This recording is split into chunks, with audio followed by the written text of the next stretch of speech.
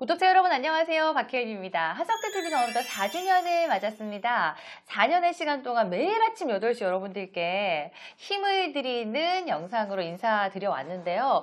정작 우리 하석대 TV의 주인공인 하석대 대표님의 영업인생 이야기는 별로 못 들어본 것 같아요. 그래서 4주년을 기념해서 저희가 특별한 시간을 가져봤는데 4주년 특집 대표님의 영업인생 이야기 한번 들어보도록 하겠습니다. 너무 거창한가요? 우리 대표님이 사투리를 쓰시니까 방송 보시면서 부산분인가? 어디분인가? 뭐 대구분인가? 뭐 이런 궁금증 갖는 분들이 계신데 고향이? 마산이에요. 마산. 마산이시죠? 예. 마산 오동동이라는 곳이에요. 마산 오동동 아세요? 알아요. 저희 어머님이 또 마산분이셔서 오동동 알죠? 아, 그래요? 예. 진동분이죠. 진동분 어머니는. 부르의 명곡 오동동 술타령 알아요? 들어본 기억은 있는데 갑자기 지금 멜로디가 생각이 안 나네요. 저는 예. 이 노래를 아느냐 모르느냐로 네. 신세대와 구세대를 갈라요. 저 신세대인가요? 예. 오동추야 다리바. 안 해야 되는데. 예. 제가 어릴 때 네네. 듣던 자장가예요. 저는 마산 오동동에서도 술집 동네에서 태어나고 자랐어요. 우리 아버지는 천하에 한량이 있었어요. 예. 쌀띠주에 쌀이 떨어져도 걱정 한번 하지 않는. 어머니만 걱정하시고. 우리 어머님 고생 많이 하셨어요. 아유, 예. 낮에는 포장마차하고 밤에는 술집 아가씨들 빨랫감 수거해와서 세탁해주는 일로 저희들 키웠어요. 예. 어릴 때 자존심 상하는 일 되게 많았어요. 세탁하다가 팬티라도 하나 없어지면은 네. 새파란 술집 아가씨가 집에 들이닥쳐서 우리 엄마한테 닥달하고 우리 어머니 어쩔 줄 몰라 하면서 쩔쩔매는 그런 모습 보면서 자랐습니다. 내 자식한테는 이 지긋지긋한 가난을 물려주지 말아야 되겠다 그런 생각 정말 많이 하면서 자랐어요. 네. 그러다 보니까 돈을 많이 벌어야 되겠다 이런 생각을 자연스럽게 하셨을 것 같은데 그러면 어떻게 처음부터 사회생활 시작할 때 영업으로 시작을 하신 건가요? 고등학교 졸업하고 취직했어요. 학교 다닐 때 공부 잘했을 것 같아요? 못했을 것 같아요? 지금도 100일 동안 막 부딪히고 하시는 거 보면은 열정적이셨을 것 같아요. 공부를 잘했을 것 같냐고 못했을 것 같냐고. 열심히 하셨을 것 같아요. 나는 안 했다고 생각하는데 남들은 못했다고 이야기해요. 지금도 서울의 친구들 모임하면은 니는 공부도 못한 게 어떻게 그렇게 출세했노? 이러면은 굉장히 기분 나빠요. 다시 태어나면 공부 열심히 해보고 싶은데 그럴 여량이 없으니까 공부 잘했던 친구들은 은행에 들어갔어요. 저는 상고를 나왔거든요. 저는 제약회사에 들어갔어요. 제약회사, 조그마한 제약회사 마산약품이라는 제약회사 대리점에 배달원으로 직장생활을 처음 시작을 했어요. 영업사원들이 영업해오면은 저는 짐 자전거에 무거운 약품을 싣고 약국에 배달하는 일. 좀 쪽팔린다는 생각은 했지만 그래도 제 손으로 돈을 벌 수 있어서 행복했습니다. 열심히 사회생활을 했어요. 인정을 받아서 영업사원이 되었고 나중에는 창고장이 됐어요. 그럼 관리하는 거예요? 물류창고를? 전체를 관리하는. 아주 어린 나이에 크게 출세를 했어요. 나중에 제가 사장님한테 왜 창고장, 그때는 전산이대가 있는 시절이 아니었기 때문에 창고는 아주 가까운 사람들만 그 창고장을 맡았는데 사장님 말씀하시는 게 내가 비가 오는 날 밖에서 짐 자전거를 열심히 닦고 있는 모습을 보면서 저놈 시키면은 믿을 수 있는 친구다라고 생각했대. 그때 제가 창고장이 됐던 게 제 인생에 굉장히 큰 교훈이에요. 어떤 일이든지 하찮은 일은 없다. 신심을 다해서 노력하면은 그거에 의해서 길이 열린다. 그래서 그 창고장으로 진급을 한 거예요. 진급하고 나서 두 가지가 바뀌었어요. 하나는 월급이 조금 올랐어요. 또 하나는 저를 부르는 호칭이 달라졌어요. 그전에는 하군이라고 불렀거든요. 저를. 그 다음에 하석태 씨 부르다가 그 다음에 창고장님 하고 부르는 거예요. 이게 출세라는 게 이렇게 좋은 거구나. 그래서 되게 열심히 인생의 기회 3번 온다 하잖아요. 그죠? 한 번의 기회가 여기에 있다라고 생각을 하고 열심히 직장생활을 했어요. 근데 회사가 부도가 나버렸어요. 세상이 참 만만찮구나라는 것을 그때 뼈저리게 느꼈어요. 그리고 군대 갔어요. 어디에서 군대 생활을 했냐면은 강원도 탱크 부대에서 군대 생활을 했어요. 휴가 나오면 친구들한테 군대에서 탱크 탄다라고 뻥을 쳤는데 군대 생활하면서 탱크 한 번도 못 타봤어요. 전 치사병이었어요.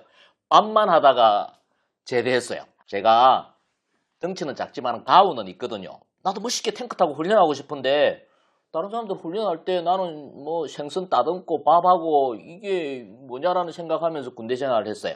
나중에 알고 보니까 우리 아버지 때문에 제가 연자제에 걸려서 지금으로 따지면 관심사병이다라고 이야기를 해요.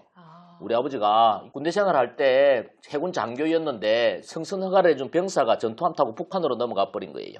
그래서 우리 아버지가 어떤 일도 하지를 못했어요. 우리 아버지 7남매가 전부 다 어떤 일도 하지 못했어요. 저도 군대에서 총을 잡지 못하는, 군대 제대하고 나서 야간 대학을 다녔어요. 그리고 학교 졸업하고 나서는 노동자가 되어서 노동운동 했어요. 뭐 데모하는 게 제가 데모꾼이었어요. 그러다가 어느 날 세상에 대한 불평, 불만만으로는 내 인생을 바꿀 수 없겠다라는 생각이 들었어요. 그래서 넓은 세상으로 가서 내 인생 걸어놓고 밑바닥부터 시작해서 소위 이야기하는 성공을 한번 해보자라고 결심했어요. 마산역에서 야간열차 타고 무작정 서울로 올라왔어요. 가장 쉽게 할 수 있는 일이 보험영업이었어요. 그래서 보험영업 사원이 됐던 거예요. 근데 이제 많은 분들이 아마 이런 질문을 할 것 같은데 처음부터 영업을 잘하셨나요? 이 질문 굉장히 많이 받으시죠? 제가 교육회사를 만든 이유도 제 나름대로의 영업을 통해서 경험한 교훈을 전하려고 교육회사를 만들었어요. 처음 올라와서 영업을 잘할 수가 없었어요. 아는 사람이 한 명도 없었거든요. 그때 3일 교육 받았어요. 상품 교육 받고 매일 아침에 나는 할 수 있다 하고 구호 외치고, 그리고 보험을 팔기 위해서 필드로 나왔어요. 갈 데가 없었어요. 서울에 아는 사람이 한 명도 없었거든요. 그때 서울 구경 참 잘했어요. 아는 사람이 없으니까 하루 종일 버스 타고 돌아다니고 하루 종일 지하철 타고 돌아다니고 63 빌딩도 그때 가보고 뭐 남산도 그때 가보고 유람선도 그때 타보고 한 번도 안 타봤어요. 내 자신의 처지가 도시의 콘크리트 숲속에 버려진 외로운 하이에나? 여기 기웃 저기 기웃, 밤 되면 술 마시고 잠 못 자고 갈등하고 그런 시간을 서너 달의 시간을 그렇게 보냈어요. 주눅이 들어서. 그러다가 제 인생을 변화시킨 결정적인 사건이 있었어요. 어느 날 제가 등산을 갔다가 하산길에 절에 갔어요. 절에 가서 물을 한 잔 먹고 앉았는데 그 절이 분잡스러워요. 행사를 해요. 절을 천배를 하는 행사를 하는 거예요. 갑자기 나도 한번 해볼까? 이런 생각이 드는 거예요. 그런 거 있잖아요. 일이 잘 안 풀리고 마음이 안 좋고 뭐 그러면은 내 몸을 혹사시켜서 카타르시스를 느끼는 그런 기분이 있잖아요. 에이씨 한번 해보지 뭐. 제가 법당으로 들어갔어요. 사람들이 불경을 외우고 있는데 저도 우두커니 앉았다가 사람들이 일어서서 절을 시작을 할 때 저도 따라서 절을 시작을 했어요. 저는 불교 신자도 아니고 불교식 절도 한 번도 안 해봤기 때문에 절을 어떻게 하는가 곁눈질을 해가면서 겨우겨우 500번 절했어요. 500번. 더 이상 못하겠더라고요. 그만해야 되겠다라고 생각하고 법당에서 나오려고 하다가 절하시는 사람들을 보니까 아무리 봐도 내가 최고 어린 거예요. 다 중장년의 여성분들이었고 남자분들도 다 머리가 희끗희끗 하시는 분들이었어요. 그런 생각이 들었어요. 나보다도 나이도 많으신 분들도 열심히 절하고 계시는데 내가 최고 젊은데 이것도 하다가 중간에 그만둔단 말인가. 그 절의 문지방을 넘어서 밖으로 나가버리면은 내 인생이 영원히 낙오자가 될 것 같다라는 생각이 들었어요. 갈등을 하다가 다시 마음을 다 잡아먹고 절을 시작을 했어요. 천배 다 마쳤어요. 오래간만에 뭔가 한 것 같은 뿌듯한 마음이 들었어요. 자리에 앉아서 절하시는 사람들 쳐다봤는데 제 옆에 할머니 한 분이 절을 하고 계셨거든요. 그 할머니 절하는 모습을 이렇게 쳐다봤어요. 아주 연로한 할머니셨어요. 회색 법복을 입고 계시고 가냘픈 몸매에 흰머리 백발의 비녀를 꽂으시고 등이 이렇게 좀 굽었어요. 이 할머니가 한 배 한 배 절을 하는 게 아주 신비롭다는 생각이 들었어요. 이 할머니도 절을 마쳤는데 내가 동지애가 느껴져서 할머니한테 말을 건넸어요. 어우 할머니 대단하세요. 젊은 저도 힘드는데 힘들지 않으세요?